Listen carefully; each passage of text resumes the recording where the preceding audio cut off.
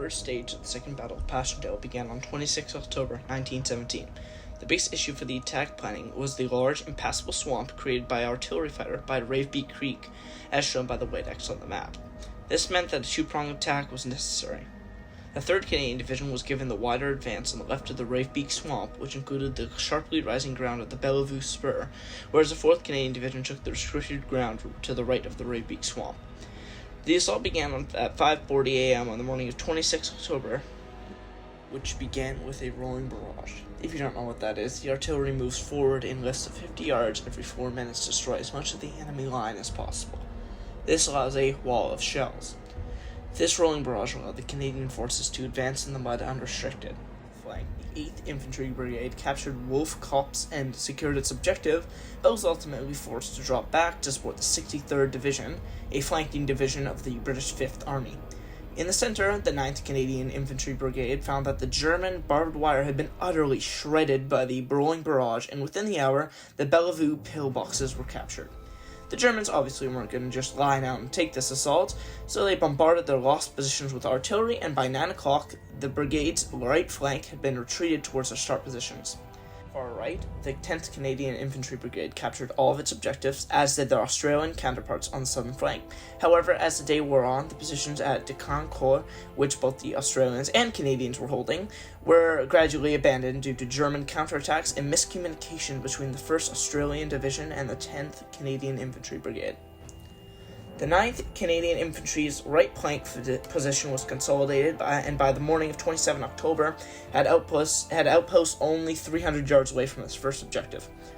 The 10th Canadian Division captured Decancourt again on the night of 27 October, however, it was lost again for a short time to a counterattack by the German 238th Division, but was again retaken in a Canadian counterattack. When the first stage ended on 28 October, the Canadian Corps suffered 2,481 casualties. Although the first stage was not completely successful, the operation had placed Canadian troops on higher ground and in a great tactical position for the next stage. Any positions not captured by the Canadians, I will put a red X on.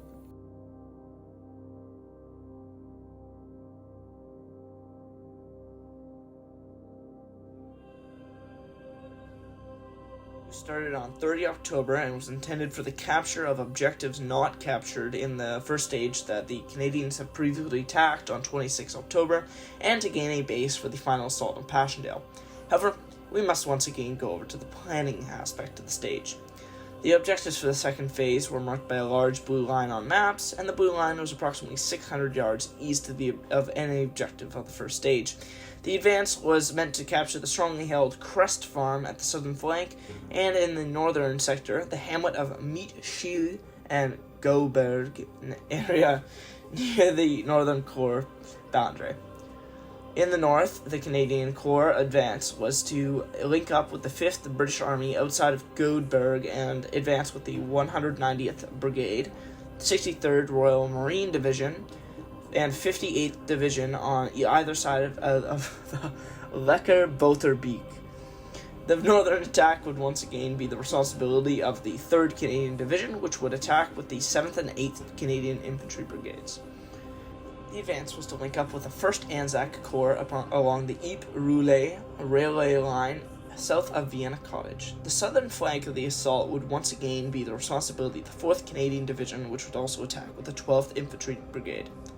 The night before the second stage began, a battalion assault led by Canadians captured a particularly troublesome pillbox that had halted the 9th Canadian Infantry Brigade on the first stage. This action advanced the southern edge of the 3rd Canadian Division 500 parallel to the 4th Canadian Division in the south. The main attack began at 5:50 a.m. on 30 October, preceded once again by a rolling barrage and artillery strikes directed at German pillboxes. The southern flank quickly captured Crest Farm, and Canadian patrols pushed beyond their objective into Passchendaele, where they saw retreating Germans evacuating. However, they retreated back to their objectives to report. By 8:30 a.m., the 4th Canadian Division commander, Major General David Watson, reported that all objectives within the Ypres-Roulet Railway and Ravebeek Creek had been captured. Northwest of the Crest Farm, the ground was so badly flooded that consolidation had to be carried out short of the objective, whereas in the north, the 3rd Canadian Division was met with exceptional German resistance. The 8th Canadian Infantry Brigade managed to capture Source Farm and later the Vapor Farm at the Corps boundary, just short of their objective. The brigade had trouble getting through the swampy ground and the woodland plantation, resulting in a division in the line. The 63rd Royal Marine Division and the 58th Division troops were caught by German artillery at their jumping-off line and only made slight progress in deep mud against German machine gun fire, resulting in the Canadian flank being left open at Source and Vapor Farm. 2 Royal Naval Divisions later advanced and sealed the gap. In the center, the 7th Canadian Infantry Brigade advanced between Ravebeak Creek and the roadway to meet Shield. One section of the brigade managed to capture its intermediate objective, a pillbox known as Duck Lodge. The Germans held a strong position at Graff House along the shore of the Ravebeak Creek, producing a salient in the Canadian line between the 2 Canadian divisions. The advance appeared to have reached its limit by late afternoon, and reports of a large number of Germans concentrating north of Messelmarkt indicated a potential counterattack against the Canadians by the Germans. The 3rd Canadian Division, although short of some of its objectives, was ordered to consolidate its gains and patrol rather than continue to occupy the woodland plantation swamp between the 7th and 8th Canadian Infantry Brigades.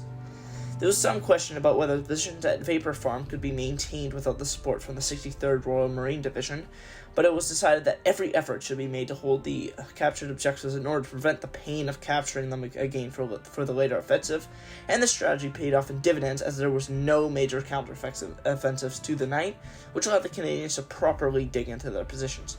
The total casualties were quite low for the Canadians, with only 884 men killed, 1,429 wounded, and 8 taken prisoner by the Germans. The second stage ended a day later on October 31st, 1917.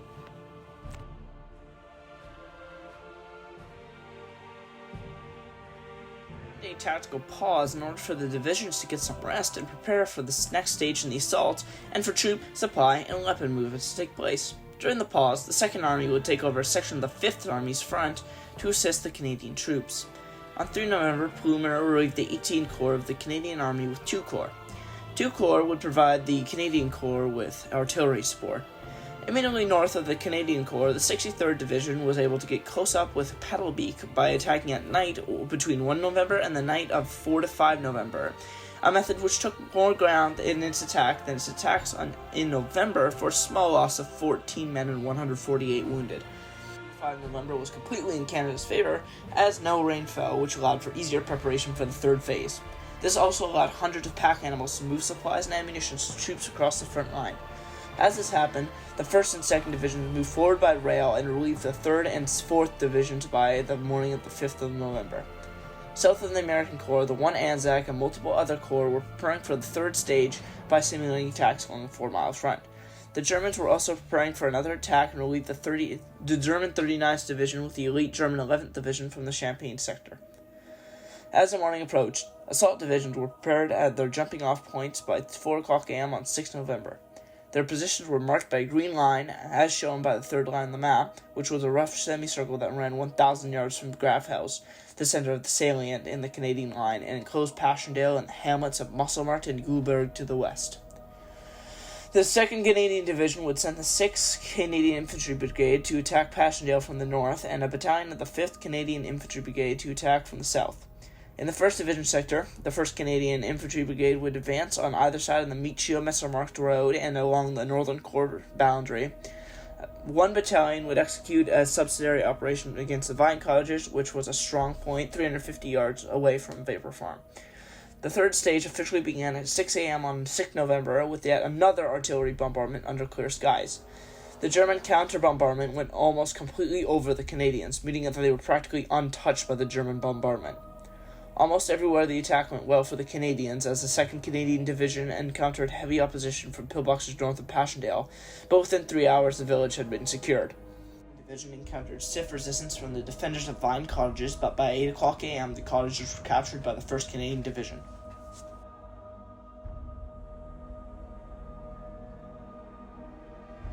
The 3rd stage had a small pause before the final attack began, which was a bid to attack a nearby crossroad and the remaining high ground above the village near Hill 52, was set for 10 November.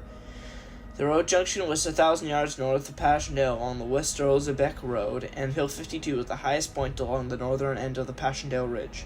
Hill 52 would allow easy observation of the German positions in the northeast. During this lull, the Germans once again relieved their troops as regiments from the 4th Division and the 44th Reserve relieved the 11th Division on 11 November. The plan was for the 2nd Canadian Infantry Brigade to attack with support from the 4th Canadian Infantry Brigade, and the attack at first was successful as the Canadians overran Adventure Farm, captured the crossroads, and captured 4 77mm guns from the Germans. This was not all good, though, as north of the Canadian Corps boundary, the British 1st Division ran into trouble when German counterattack slipped into a gap between the 1st Battalion, South Wales Borderers, and the 2nd Battalion, the Royal Munster Fusiliers. The troops of the 2nd Canadian Infantry Brigade rushed to assist in closing the gap and threw together a defensive flank which halted the German advance. Though Field Marshal Haig had hoped to have the entire Passchendaele-Westerozebek Ridge as a winter position, the line was still short of the village, and attempts to reach Westerozebek in late November and early December failed. The final toll for the Allies was 14,219 casualties for the 5th Army, 29,454 casualties for the 2nd Army, 15,654 of which were Canadian, and roughly 30,000 casualties for the Germans. Passchendaele remains one of the bloodiest battles of World War I. Cecil John Kinross was a Canadian soldier in World War I who fought in the Battle of Passchendaele. Kinross was a recipient of the Victoria Cross, the highest and most prestigious award for gallantry in the face of an enemy that can be awarded to British and Commonwealth forces. He was only 19 when it was awarded to him, making him the second youngest Victoria Cross recipient ever.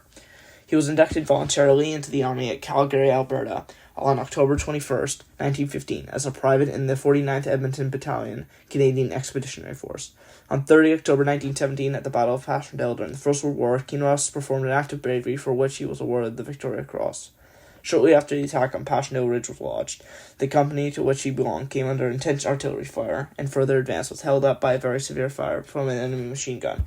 Private Kinross, making a very careful survey of the situation, deliberately divested himself of all his equipment save his rifle and bandolier, and, regardless of his personal safety, advanced alone over the open ground in broad daylight, charged the enemy machine gun, killing the crew of 6, and seized and destroyed the gun.